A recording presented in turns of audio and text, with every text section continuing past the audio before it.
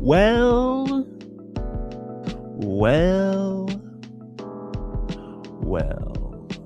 My name's Tyler Byrne. Welcome to a new episode of Lo-Fi Lit. Hold on.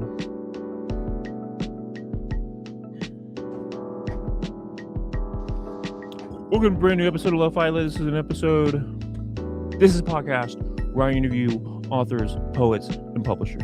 On today's episode, I'm talking to the fantastic author, Sebastian Castillo. He is a Venezuelan author that I know from hanging out with him in the circles in the community of the Shabby Dollhouse, which is ran by the fabulous and amazing Lucy K. Shaw. On today's episode, we talk Fresh Green Life, we talk about Mario Kart, we talk about writing, music, and a variety of other amazing topics. We recorded this back in January. No, we did not. We recorded this back in July.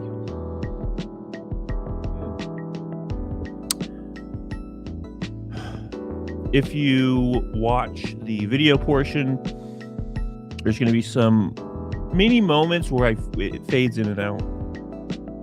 Get over it. Let's go. Yeah, I was working on some writing, doing some chores, went to the gym. How about your day? Pretty good. Got the summer camp gig job. It went better than it did Friday. So, how many books ahead are you? Good question. I mean, I basically just one. I'm working on the second draft of a new novel that I hope to have finished in some sort of submittable form by the fall. And so I also have this old book that I've sort of tried to rework, but I don't know if I'm going to do anything with it. But my main focus right now is this new book. The old one, is that the one that Lucy brought up about like your dad? Yeah. Yeah, I actually worked on it a little bit this summer, and I like the direction it's going, but I can't do two things at the same time. So I'm just sort of putting it on the back burner and just focusing on this one for now. So you have to focus on one thing at a time? Yeah, I just feel like, I don't know, but I think for like a book length project, it's just too, like, I don't know. It requires too much brain space to like do multiple at the same time, I feel. Do you think Lucy's going to publish the one about your dad? I don't know. I mean, if I ever finish it and I find that it's like satisfactory, like I'm happy with it, I would be thrilled if she wanted to. So is it like a fictional thing, like this one? So the thing that we were just talking about, that was memoir. I just wrote it straightforward, like nonfiction, and I found the results kind of boring, and so I'm sort of lightly fictionalizing it. But the thing that I'm working on now is just purely fiction. Yeah, it's just a novel. How do you have insight to like what you perceive the audience to find entertaining or boring? Well, I feel like I'm the first audience member, right? Mm-hmm. And so if I am entertained or like pleased by it, that sort of satisfies me enough, like you can't continue writing something that you're finding boring. Like you have to. Yeah, no, totally. I mean, if I find it boring, then I couldn't possibly imagine that anybody else would, want to read it. So yeah, I guess if anything, I just have I trust my instincts. If I find something interesting or funny or amusing or whatever, I hope that somebody else might as well. Are you trying to like satirize like autofiction when you write these? That's not satirize would imply that I'm like I have some sort of score to settle or that I'm trying to make fun of somebody, which I would say is not the case. It's more that I've enjoyed playing with some of its conventions and sort of skewering them maybe a little bit, or just taking a left field approach. But I would say that satire would be a different sort of thing rather than what I'm trying to do. You're not looking at like the field of literature and like specifically trying to write something that like subverts an entire like genre or something. Because I asked you that last time, and like even Zach Smith like disagreed with me. Oh, sorry, my cat was stuck in my closet. Uh, um, yeah, I mean, I would also say that the major thing for me is that like the majority of my influences, in terms of the stuff that I like to write and the stuff that I like to read, are not contemporary, really. I mean, like, there's plenty of contemporary writers I really love and admire, but like, and I'm talking about my favorites, like the ones that I really like, almost all of those people are dead. And so look, those are the things that I'm really sort of playing with more than like, you know, being particularly engaged in whatever sort of happening in the contemporary literary landscape. Do you mind if I spoil the book? Um, yeah, sure. Maybe like we'll give a little pause here for anybody listening. If you don't want this spoiled, then skip the next, I don't know, 5 minutes or so. Yeah, it was like, because the whole concept of the book is this guy's going to his like this like meetup with these old colleagues at like a professor's house, Yeah.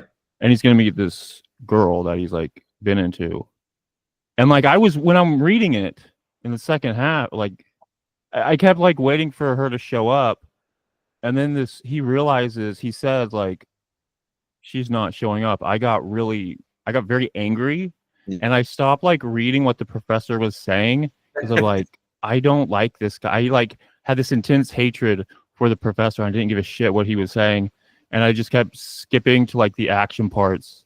And I guess I was feeling what the character was feeling, like this form of rejection. Yeah. And then I'm like, oh, that's really brilliant what you did. Thanks, I appreciate it. Yeah, I mean, like I knew that the purported presence of Maria had to be the apple dangling in front of the donkey, both for the narrator and for the reader. And it creates a sense of expectation. So of course, yeah, that like there's also a component of risk to that, where it's like when you realize she's not coming, you feel very deflated, like this thing that you've been hoping for. But my hope was that sense of deflation, of anticlimax, of disappointment is sort of a mirror to how the narrator himself feels in that moment. I also, after their meeting, I throw in a red herring where he thinks that he sees her, and he's maybe so detached from reality that he just sort of fantasizes seeing her, but it's not really her. It's just a random woman on the train. Yeah, by that end, I knew it wasn't her. I was just like, he's just imagining things. It's like the whole book is almost like this like romantic idea of what a story or novel is. Like, oh, it's a snowy night. Yeah. It takes place over one night, and he's going to meet up with old friends. It's very kind of romantic, and like you're reading a story, but then even like he references that like in the beginning, and then like it like subverts what your expectations are, and like it becomes very real, like it's very real life and grim and stark and depressing. And like it's really good. Thank you. It's like a play on masculinity. It's like what people like kind of said like what Fuckboy was, like this book does.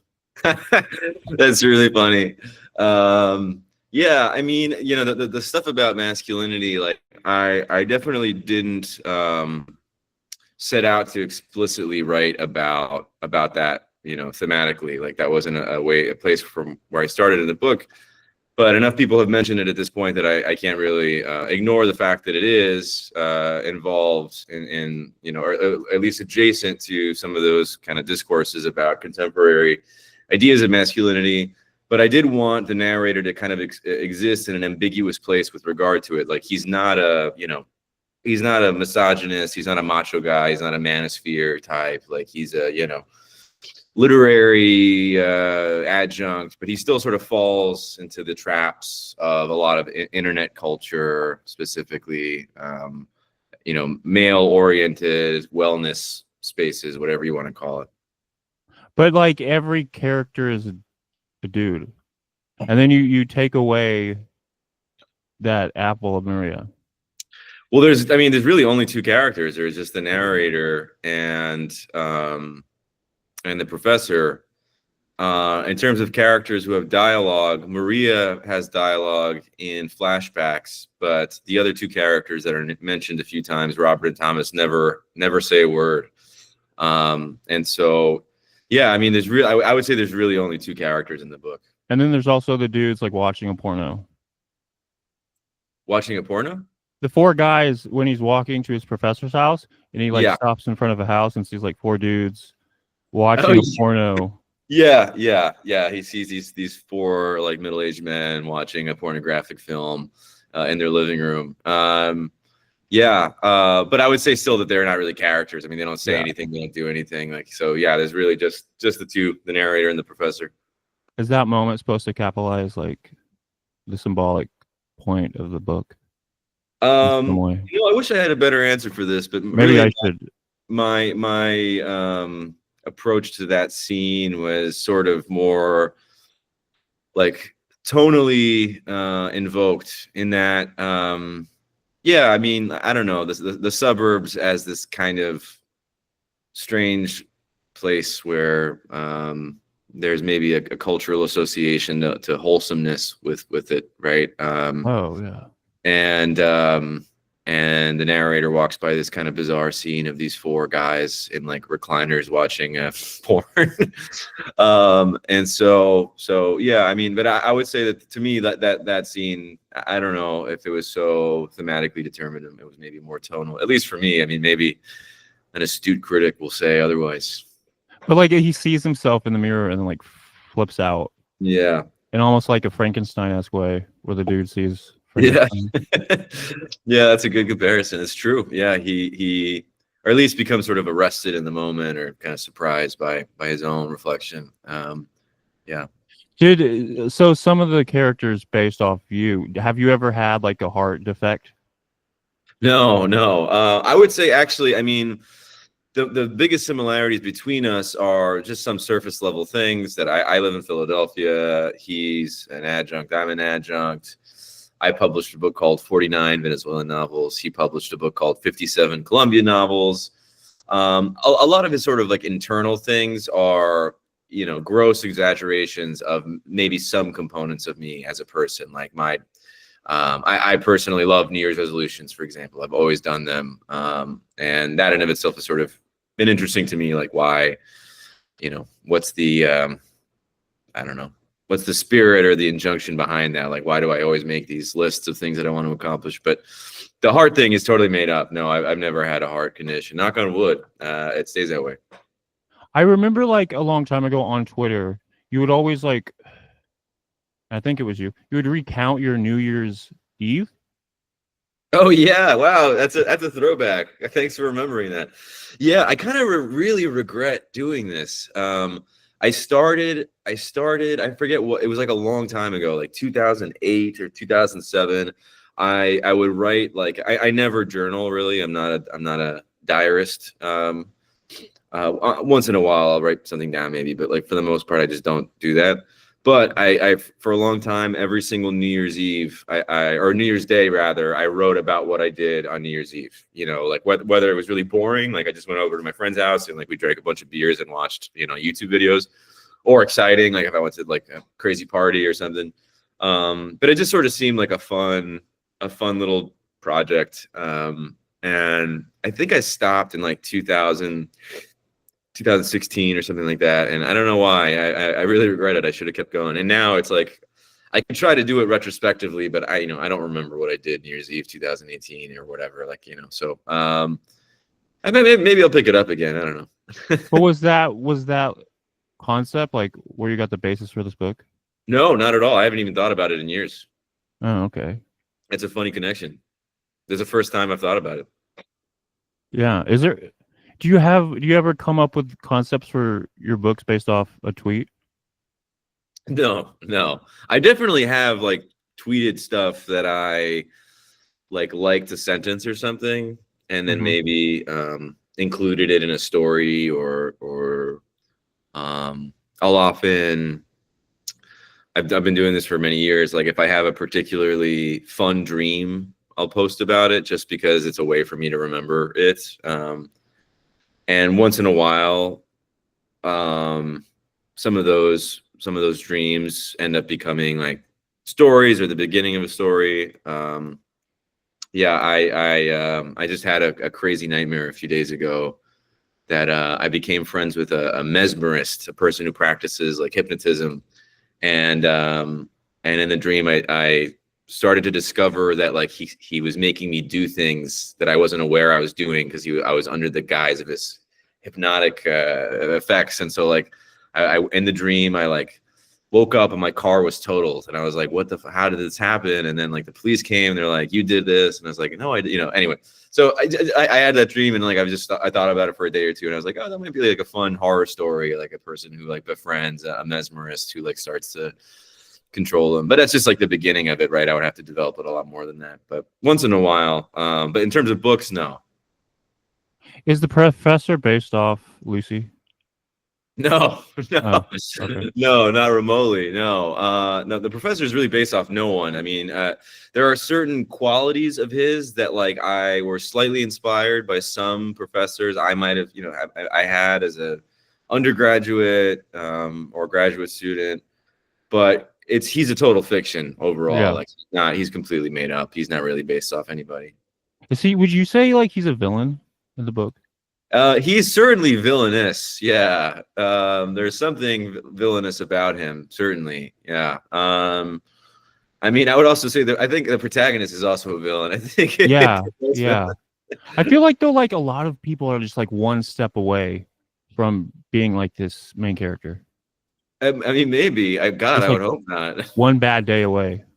Yeah. Yeah. I mean, yeah. One of the things that like I was trying to work with in the book is like I didn't want to make like one person mentioned Patrick Bateman as a comparison to the character, and I was like, well, I mean, the thing is, Patrick Bateman is a sort of like psychopath, right? It's like he's not a sympathetic figure, and it's not like I didn't want to make this character just a caricature or like really villainous. Like he doesn't really do anything wrong or bad to anybody other than himself, and so I wanted, it wasn't even so much that I wanted to make him sympathetic. I just wanted to make sure that he was a little bit more morally gray, neutral, rather than sort of a clear-cut lunatic bad guy, Mm-hmm. It was almost like a liberal incel or something. Well, that's a really great way of putting it. Yeah, the liberal incel. Yeah, I mean, yeah, exactly. Like his politics are pretty like left wing and whatever, and he's even though he obsesses over Maria, he never actually interacts with her, right? He doesn't send her like messages, or he doesn't do anything. Well, he did comment on her like Instagram. He liked her picture, but didn't he? I thought he like left something like "see you at the." No, in the novel, he says that he types a message to her just saying, like, can't wait to see you tonight, and then deletes it before sending it. Oh, okay. Must up. So when you were writing it, did you go back, I guess you like re-edit it and put in details to foreshadow like the evilness of the professor? Because I was going back and rereading it, and like they're like in the class about Dante's Inferno. I was like, well, that could be something. Yeah, I mean, yes and no. I mean, some of that actually just emerged like organically, in that I wrote the book totally linearly. I started with the first paragraph and I ended with the last paragraph. Like I didn't even outline it. Actually, it's the first time I had done something of that length without outlining it. But yeah, the Dante scene, I'm trying to remember if that was in the original draft. I think I might have edited that later or included it later. But that was more for like to me, kind of tonal reasons, rather than like explicitly foreshadowing anything in particular. I took a Dante class as an undergrad, and so I just wanted to put Dante in there. Especially because that's one thing that's actually taken from real life. My professor was a lovely man.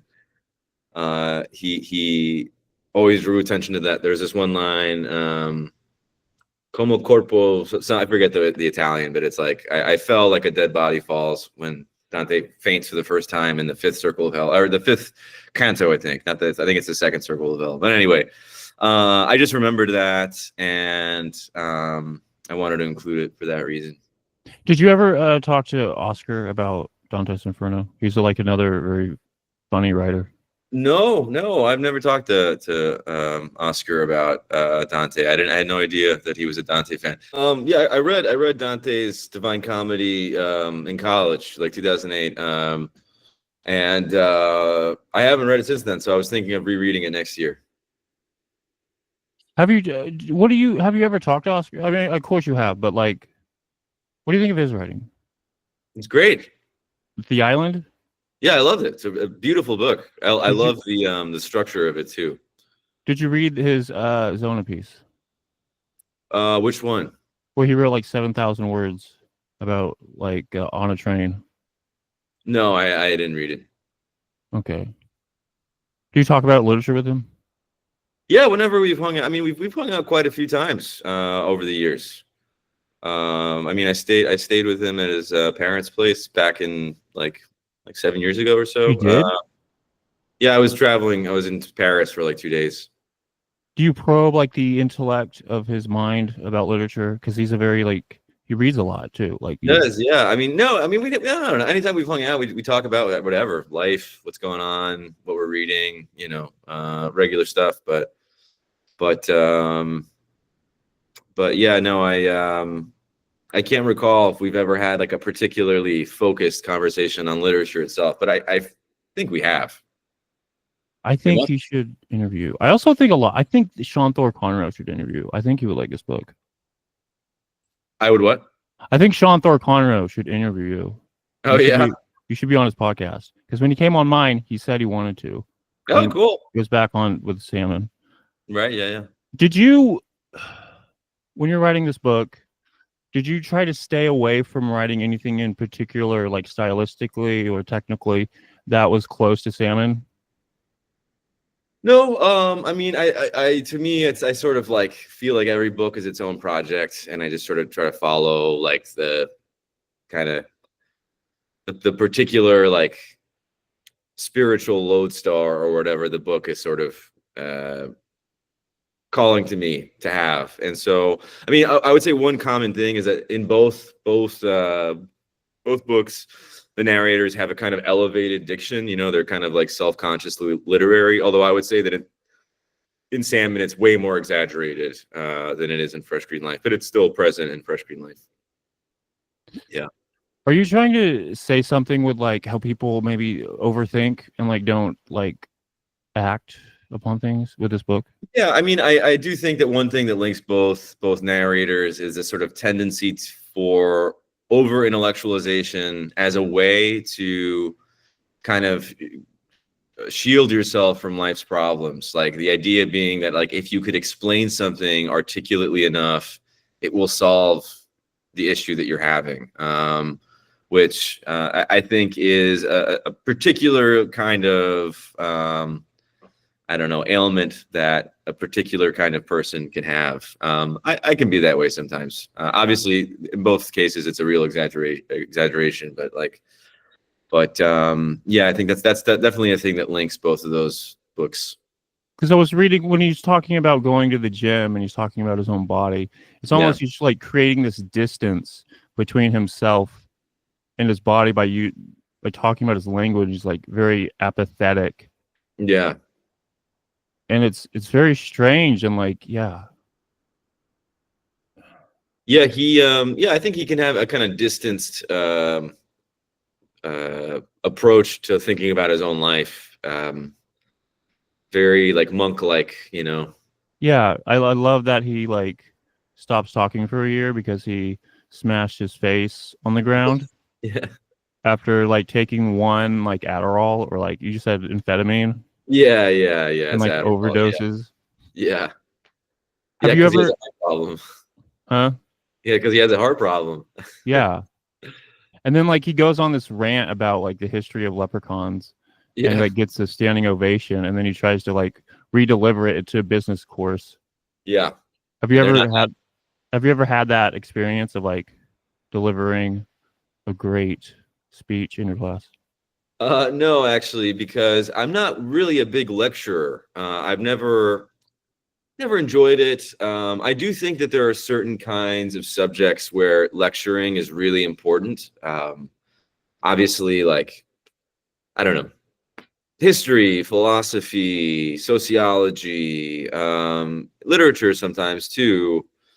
But in the kind of courses that I teach, I try to keep my lectures really brief, like 10 minutes at the most.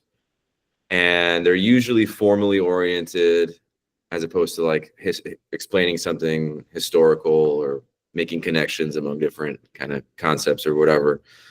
And so, yeah, I've never really had that experience as a teacher, nor have I sought it out. How does producing and making music, does it ever relate to your writing? No, actually, it's funny. I feel like they're very opposite things to me in that music is like it's very fast feeling. Like when you're making something, like there's like a kind of whether regardless of whether the tempo is fast or slow, like there's just like a kind of momentum of quickness that like accompanies the experience of making music for me. Whereas writing is very slow. It's very like kind of contemplative and quiet and like and so like just from the perspective of making stuff, like they feel very different. One thing that music has taught me about writing in general is that like a lot of times when something is good, you just know it's good on a completely like intuitive level. Like you don't need to you know argue for its value. Like you just you hear the beat and you're like, oh, that sounds pretty good. Like, and the same with like I think it's the same with writing. Like if you find that you're sort of like half in half out, it's probably time to move on or cut it or whatever. Like you want to sort of feel like you're sitting upright in your chair when you're reading it and writing it. So but no, I mean, yeah, it's funny. I feel like like as of the last like few years, like all I do with music is like make like techno, It's like all the stuff that I write sounds like some sort of like aristocrat from the 19th century. So they feel really at odds with each other. Does that free you up though? Sorry? Does that feel a bit freeing to you? Yeah, I don't think of it as freeing. But I do find that I can't work on them on the same day or what, like I can't write and then go play music. Like I feel like I have to kind of dedicate different days because like it's a whole different energy or whatever. Yeah. How do you enter like an energy to write? Do you have to slow down? No, I mean, I don't know. I just feel like I usually plan for it. I feel like I've gotten very good at having an idea and thinking about it, maybe just sketching some notes and then saying oh, Tuesday I have the afternoon free, so at like 2 p.m. I'm going to sit down for like 2 hours and just work on it. I've developed the ability to just turn it on, like I actually do think that from a purely from a perspective of just production, like that is kind of something that's important to cultivate. Like when I was younger, I was sort of always like waiting to be inspired. And what that would usually lead to is like periods where I wouldn't write for, months. And then I would get an idea and be like, oh, and then, like just try to write as much as I could. And so it was very uneven. And it led to me not writing or finishing at least very many things that I was like happy with. And so just kind of like getting more into the rhythm of just everydayness, like just regularly doing it, and being able to turn it on when you sit down at the computer or whatever it is that you use to write, definitely has been like a thing that I've leaned into. Was your shift from doing it sparsely to doing it every day, was that difficult or was it just like easy to get into? I don't know if it was difficult. It was very gradual. Like, yeah, it just sort of happened like that. And I don't really remember when this happened. I would say probably like 2021, maybe 2020, like around there. About 5 years ago, I just got way more into just being very like consistent rather than touch and go. Would you consider that like kind of like working out every day? Yeah, actually, that's a great comparison. I mean, it's like in order to get the benefits of working out, whether it's like doing yoga or weightlifting or whatever, it's not like you have to do it 3 hours, like just doing it for 20 minutes to 30 minutes every day is enough to give you like some health benefits, but you just have to be like consistent about it. I would say it's the same thing with like writing a novel. Like, I mean, if you write, even if it's a small amount, like 500 words 4 times a week, after a few months, you're going to have a full length novel, like it'll be there, at least the first draft. But you just have to have put in all those small little sessions over the course of, a long period of time. And each writing thing like is a consecutive follow up to the last thing. Yeah, I typically, yeah. I mean, it's not like a response or anything like that, but it's just like, so far in my life, that's been the case. Would you say that this book and writing it is maybe your way of a sort of stream of consciousness way, but I guess not too? Well, yeah, I mean, I would say that in terms of how I wrote it, I mentioned that I started with the first paragraph and then just went to the last one. The idea for me was, I think this is already, I mean, I wrote this book a few years ago, it just came out now, but like, I think I started it in 2022. And my idea was write one long paragraph every time you sit down and sort of have a thread that's dangling at the end of the paragraph to pick up at the start of the next one, which is a kind of attitude or approach that you see in a lot of writers of like the long sentence and longer paragraph blocks. Like Bernhard is one that a lot of people talk about, but W.G. Sable also does it a lot. Javier Marias does this a lot, and so yeah, just using that kind of like frame how I operated. But I mean, I feel like with stream of consciousness, especially as it was like formalized in early like 20th century literature, a lot of that, like, it tends to kind of go all over the place, like there's a lot of like sensory experience. Whereas with this narrator, I feel like it's way more like he definitely goes on digressions, but there's always like a logical focus, like A leads to B, which leads to C. There's never like random, totally, left turns out of nowhere, or at least I tried not for there to be. Did you have to watch videos of people working out? No. Or do you already do that? Yeah, I mean, I started going to the gym like 6 years ago, something like that. I don't remember how long ago now. And so, of course, when I started, I didn't know what I was doing, and so I just looked up stuff on YouTube.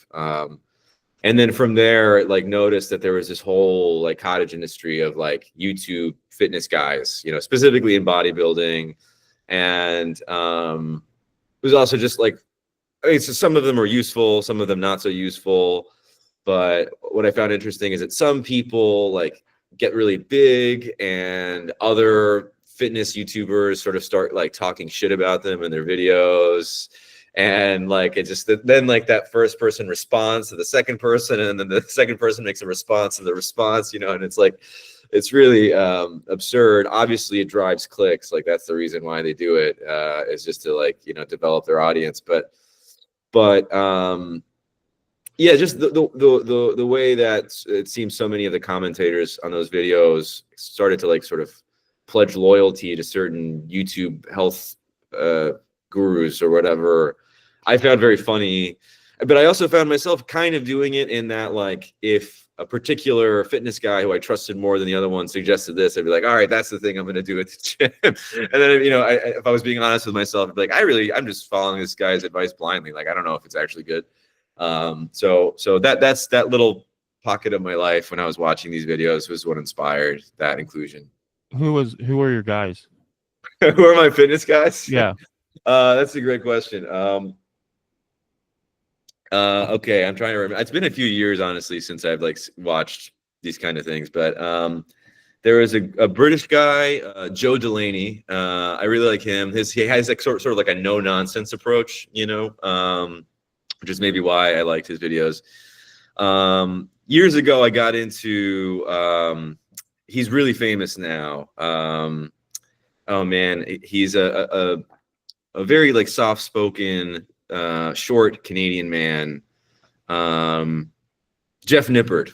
He's another one. When I first started following him, he was like a lower channel, like not as big, but I think now he has something like 4 million followers, and the production value of his videos are like, small movies basically. But I liked him because, again, he was sort of the sort of like mild-mannered, like not super macho guy. Like, oh, here's what I think is best based off my research, etc. The funniest one that I discovered, who has also become a personality, is Greg Doucette, who he speaks like Gilbert Gottfried. Oh my God. Like he just like screams at the camera. And he's like a former, I think it was like IFB pro, bodybuilder. And he definitely makes like slop. Like all of his videos are just like him reacting to stuff or like, shit talking somebody else. But it's funny. I mean, I haven't watched that stuff in a long time, but trying to think if there's anybody else. I think that's, I'll leave it there. Would you ever make a YouTube channel? No, so I'm sure you've seen one or two of them maybe, but every year at the end of the year, I make a video talking about the books I've read. I really enjoy doing that. Just like, it's a fun way to just talk about all of these books. But the truth is, it's like, I do no editing on it, like very little editing. And just doing a straightforward video is so time consuming. Like I just was stunned at how, so like, I imagine if somebody who's really dedicated to doing like YouTube stuff and getting into doing like video editing, like, you have to put so many hours into it, into like making a well-made video. And so I just would never, want to put that amount of effort into something like that. And so, yeah, I'm very happy putting out a single video a year where I just talk to the camera about the books that I read. What program are you using when you? I think I literally use like the photo booth app to record myself, and then I just put it into iMovie. I think it's probably harder because you're using PowerPoint or some sort of technology. Yeah, honestly, I should probably, for this year's video, because I was sort of two minds about whether or not I was gonna continue doing it, and then I realized like I have a lot of fun, and like people have reached out to me to say that they enjoy it, so I was like, I'll just keep doing it. So the thing that I was thinking about is, one, whenever I have done it, I've just done it in one go. And so typically by the end, I'm just kind of like bored and exhausted. And I'm like, all right, this book was fine. This book was shit. So I thought, maybe I should record it in like 3 or 4 sittings. And then the other thing I thought is like, maybe I should actually like reach out to somebody who knows how to make videos and just have like a very basic template that's not just like me going through a PowerPoint. But I don't know. If you know anybody, let me know. I use Clipchamp, which is Microsoft's like video editing thing. It's complete shit, but I've been using it for 3 years. And the professor, he kind of catfishes the main character. Yeah, basically, yeah, he kind of ensnares him. And I mean, it's one of those things that it's like very novelistic of it, is that it's a kind of absurd thing that this professor would like remember that this guy had a crush on this girl, and that he's writing this letter to devise this plan to make him come to his house to tell him like all of these insane things. But I mean, I think that these kinds of, I don't know, coincidence and absurdities are like the stuff of fiction, and so I'm fine with indulging it once in a while. But it hits on loneliness, and like it's very sad about like this older guy in his life, and it hits on they're both really lonely, right? Yeah. Yeah. But like it hits on very real shit. Like you're hitting something in a very real way. Are you afraid of that happening to you? I'm lonely, yeah. No. No, like when no. I'm surrounded by people I love very much. No, I'm not afraid of it. I just think that it's very possible for a lot of people. I just think that it's very possible to feel, really alienated by your work and slowly lose, touch with the people you once knew. And, before you know it, you're just kind of, you don't really have a rich social life anymore. And I feel like, I've seen so many articles in the last 5 years, like people are lonelier than ever, because they don't have, I mean, I would say that I feel very lucky that I have a lot of friends, and I think a part of that is that like when you're involved in the arts in whatever capacity, whether it's literature, music, painting, like it invites a certain social life that you otherwise might not have had access to just because of the people you meet either on the internet or at readings or events or whatever. And so, I mean, obviously those aren't the only friends in my life, but I know plenty of people, or I'm friends with plenty of people who are like not at all involved in literature, but it certainly like creates a more, robust social world. But yeah, the narrator in the book and the professor, despite their kind of peripheral connection to these things, have managed to isolate themselves. Yeah. And like the professor even like he doesn't even speak to the main character. He's just like ranting. The main character never speaks to him. He never says a word. They have an entire evening together and he never says a single word. Well, it's because the professor's ranting at him the entire time. Yeah. And he kind of has like dementia. Yeah. He's got something going on. And he has like books in his fridge. Yeah. You want to hear something really funny? Yeah.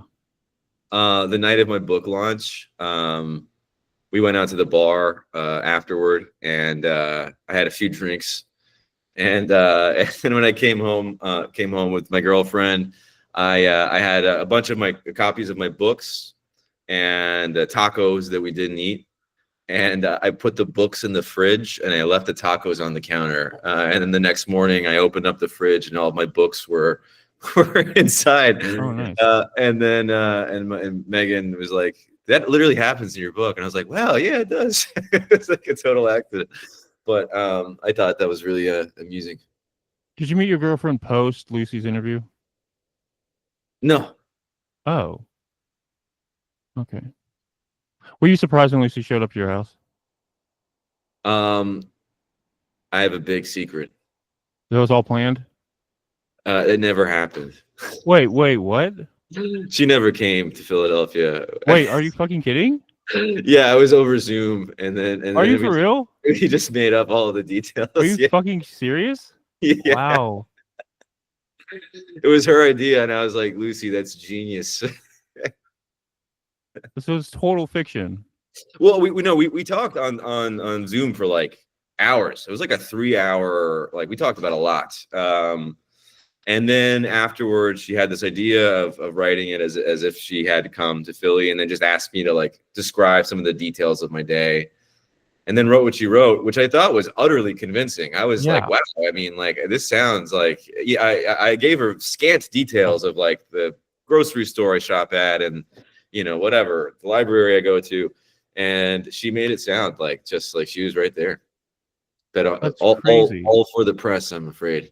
Because even in the piece, she says that it was paid for by Zona. Yeah. And I could believe it because they have like 9,000 followers now. They're probably paying like $7 a month. Oh, wow. I didn't know. Wow, they're making money. Yeah. And then like at the very bottom of the piece, like she marks out that like that's not really true. And then I'm like, she's really playing with it. She's a good fiction writer. She is absolutely. Yeah, I guess Lucy writes more in a nonfiction mode, but yeah, but it's certainly incredibly convincing, and I thought very beautifully written fiction. Although actually, to be honest, a lot of the conversation, not a lot of them, all of the conversations really did happen. They're just situated in physical, form that did not happen.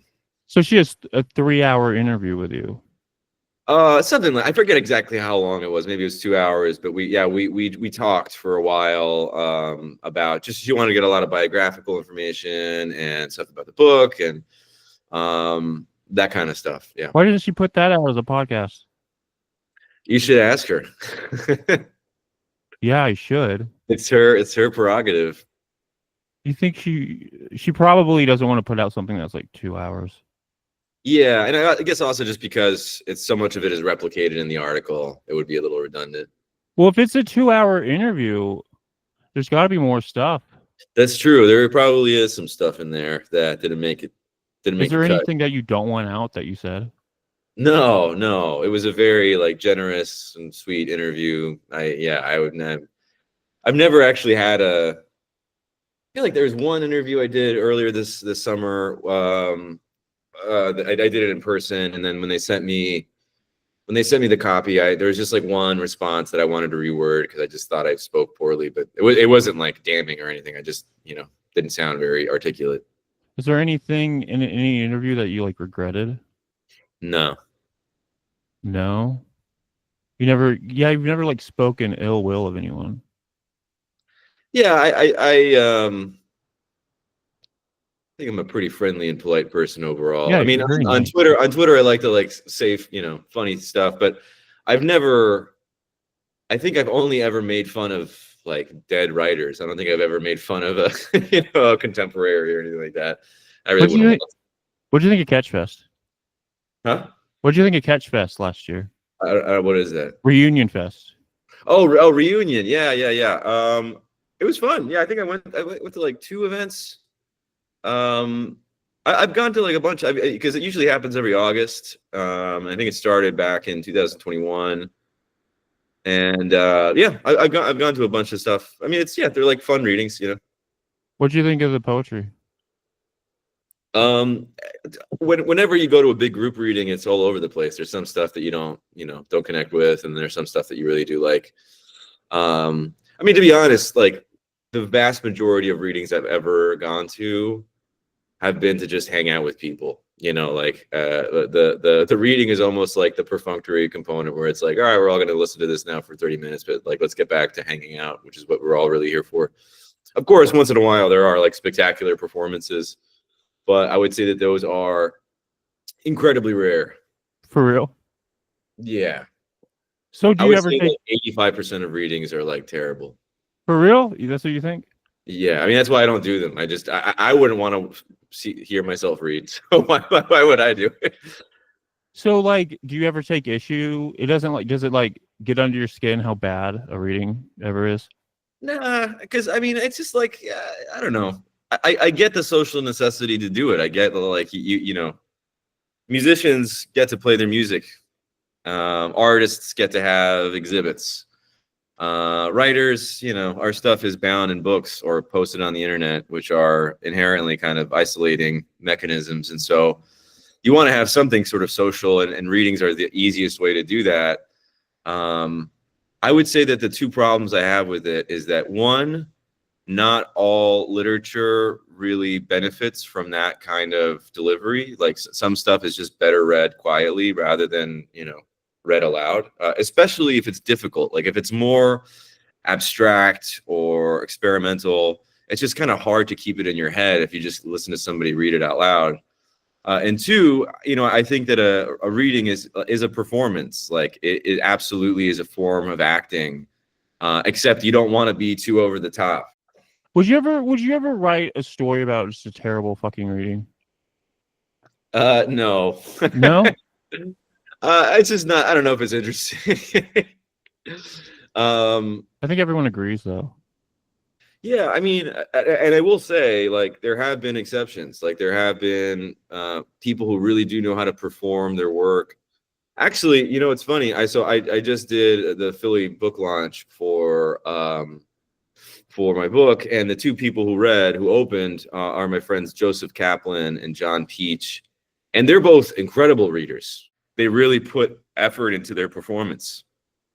They're very conscious of how their work registers, and so they like kind of give it the sort of presence that it needs. I would say in general, poetry is much better live than fiction. I can't even think of a single fiction reading I've ever been to that I thought was good. I just don't think that narrative prose lends itself well to being read out loud in that way. But poetry has a greater success rate, I think. I remember there's of course exceptions. I remember seeing a reading with not in person, a video of it of Scott McClanahan, and I thought he was an amazing reader, really great. But again, I think he's like an exception. Well, because even his voice gives way to like a character, I think. Yeah, I mean, he has a beautiful voice, a very strong, commanding presence, like magnetic. So I think a lot of so like some people, for me, like I mean, if I were to do a reading, it would be fine. Like, I know it wouldn't be bad. It's just, it would be boring. I just would be bored by it. And I don't want to do something that's boring.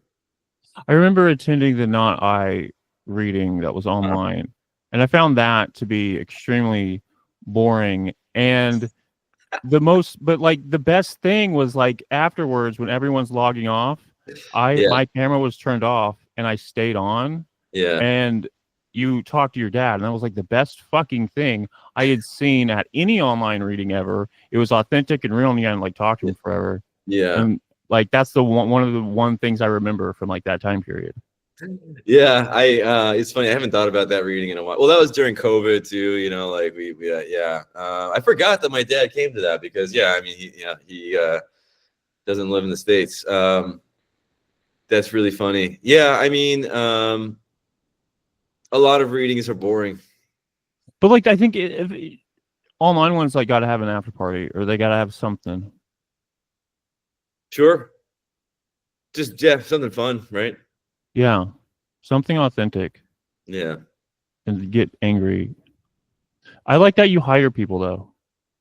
Like you got like Aiden Ryan to read as you, or like Lucy did, and you hired some guy to like read your book, and it was probably maybe a ripoff or something. Yeah. I've done like representatives.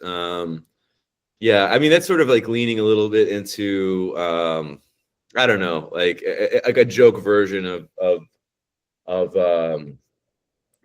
do you know what's his name?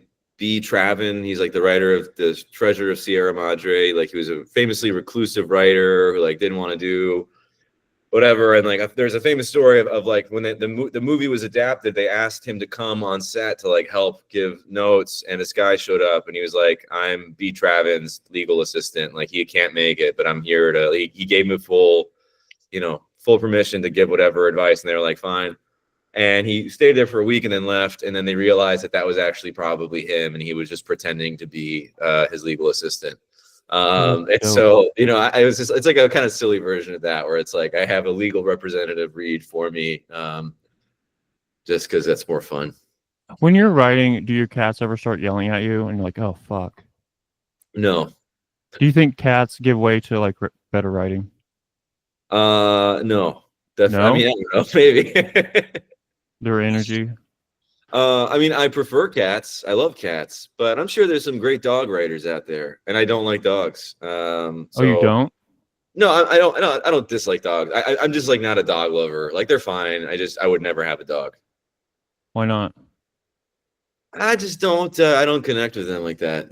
I've just always had a cat my whole life. My mom had cats. I just always I've always been around cats, so I just feel much more natural around them than dogs. What do you do when the cat starts screaming at you and you do everything possible, but it just keeps screaming? They don't really do. I mean, yeah. I mean, like typically that means they just want food. So you just give them a little snack, or give them a little pet. That's it. You live in Philadelphia? If the cat is screaming, do you let your cats out? No. I live in a third floor apartment. But I would never let my cats out. And in a city, it's really dangerous. There's too many cars. So they stay inside all day? Yeah. And they're used to that? Yeah. Okay, because I live in Tulsa, and like we have to let our cats out, or they start screaming bloody murder. I think if a cat has never really had an outdoor life, they don't really care as much. But if they had a much more outdoor life, and then you bring them indoors, they'll probably be a little bit more antsy or anxious or whatever. Do you have to like do you have furniture that they like climb on and shit? Yeah, Millie really likes to scratch my couch, and I've tried to like stop her, but it's a lost cause. I just gotta, honestly, this couch sucks anyway, so like I don't care, whatever. when I move, I'm just gonna throw it out. Does the cat ever bring in mice? No, I don't have any mice. I just she doesn't go out of the apartment. So have you ever lived anywhere that had mice? I did, yeah. When I first moved to Philly, I lived in a warehouse with 4 roommates. All of our rooms were separated by drywall. It was just miserable. I mean, there was mice, there was bugs. The roof above me leaked over my mattress, so I'd come home and my mattress would be wet like half the time. I could hear my roommates do everything: shit, have sex, talk, like there was no privacy. And yeah, it was like not pleasant, but I was 25 and I paid $300 a month for rent, which is all I Whoa. could afford. So I kind of just made do. And I was there for about 2.5 years in the pastures. So were they writers, the other guys? No, I mean they were just totally random people. Like Oh, just for real? yeah. Do you keep in touch? Yeah, I mean, I became friends with some of them then, and then like stayed in touch a little bit with some of them, but not so much anymore. I mean, because like I lived there from 2013 to 2015, so it's been a long time.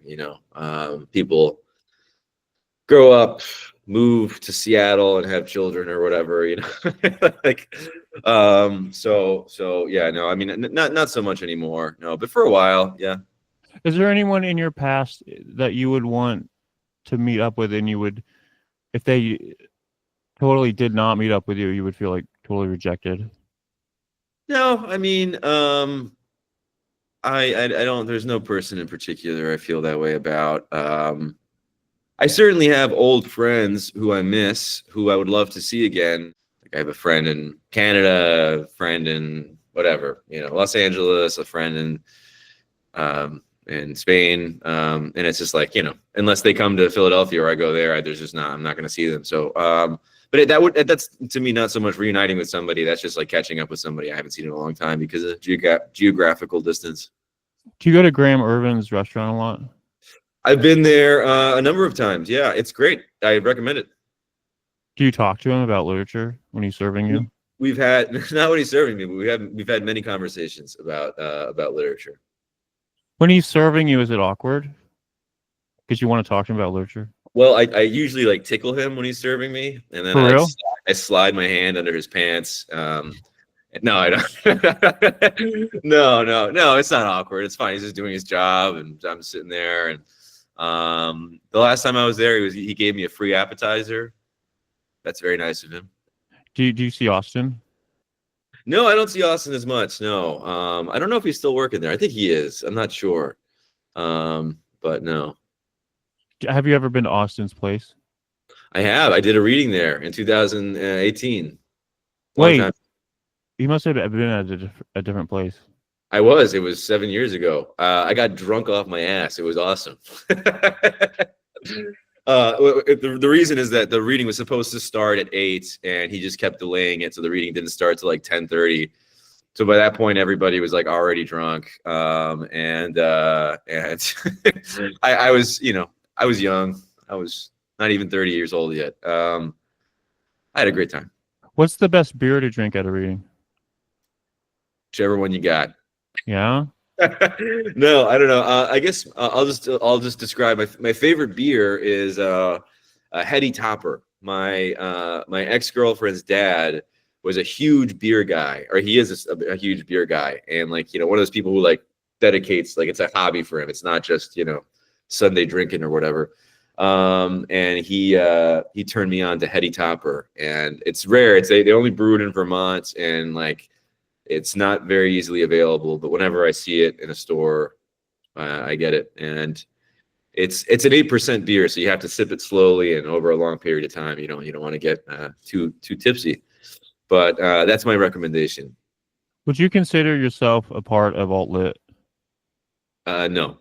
No, why not? I mean, I was definitely like around during that time, and like I was friends with a lot of people associated with it, but I would say my writing like in no way resembles anything that was produced in the alt-lit era. It has almost no like shared thematic or formal connection. I like some of it, by the way. I'm not saying that it's bad. Didn't like a lot of it, but I did like some of it, and yeah, but I wouldn't say that I was like part of that like world formally, at least. Yeah, I feel like a lot of them just get lumped together because they were around at the same time. Like even like there's a collection like Roxanne Gay in it. I'm like, Roxanne Gay's not alt lit. Right. Yeah. Or I mean, I think I even remember like when alt-lit first sort of became a term, people started describing Sam Pink's writing as alt-lit, and I remember feeling that wasn't right. because I thought of alt-lit writing. This was a long time ago. This would have been like the early days, like 2011 or whatever. I thought it was way more like internet focused, whereas Sam thinks writing back then, I think actually till today, it's not very internet focused at all. You know, it's much more like in the present moment, everyday life, a lot of writing about work and, you know, just sitting around. And so I agree that I think a lot of the people who were around at the same time just all got lumped in. But I guess that does tend to happen, like historically by default. Like a lot of the New York school writers are very different from each other. They share some similarities, but like I would say John Ashbery's writing is very different from Kenneth Koch's writing, very different from James Schuyler's writing. I saw that you follow Mike Top and Sparrow, who are like two older poets who like write very short, succinct, humorous way. Yeah. How do you know them? Or how do you come? I don't. I mean, I just on the internet. I read Sparrow's book many years ago, actually, on the recommendation of a writer named James Ye, who was the editor of Gigantic magazine that I was an intern for. I got to meet up with some friends at 8:30, so I got to wrap up soon. But I'm happy to answer a few more questions. If Mario Kart was real, what kind of car would you have? Oh man, that's good. I don't know. I usually play with Link when I play Mario Kart or Donkey Kong. I never play any of the babies or any of the like lighter characters. Maybe that's my I don't know, my masculine prejudice coming in. So like you would have a motorcycle. No, I hate motorcycles actually. Oh, for real? I mean, I think that they're aesthetically very cool, of course. Like imagine, you know, wearing a leather jacket, driving a motorcycle in the wind in your hair, but they're just they're too dangerous. I think they should be treated the same as cigarettes. Like they shouldn't exist. That's true. What kind of weapons would you have? Like in life? Like in the Mario Kart hypothetical. Oh.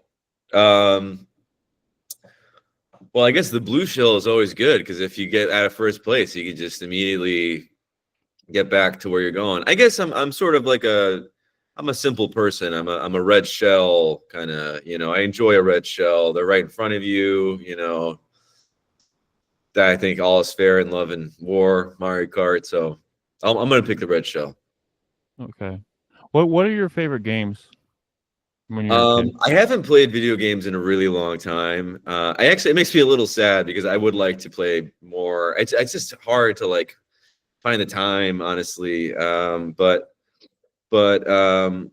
I'd say my favorite ones were always like, I mean, growing up, I played a lot of like the classic, like, you know, Mario and Zelda and like Metal Gear Solid and like whatever. But I was always really preferential to JRPGs just because I enjoyed the story component. Like I loved the Final Fantasy games. I loved Dragon Quest. I loved Persona, like stuff like that. Yeah. Would you ever, if you could make your own game, what would it be about? I don't know, but a dream of mine has always, I would love to score a video game. I would love to make the music for a video game one day. For real?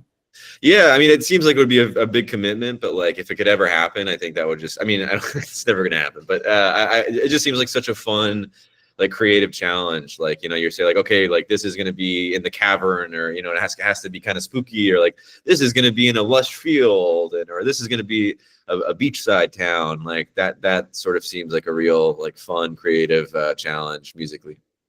I think you should do that. Fun fact though, you do score this podcast.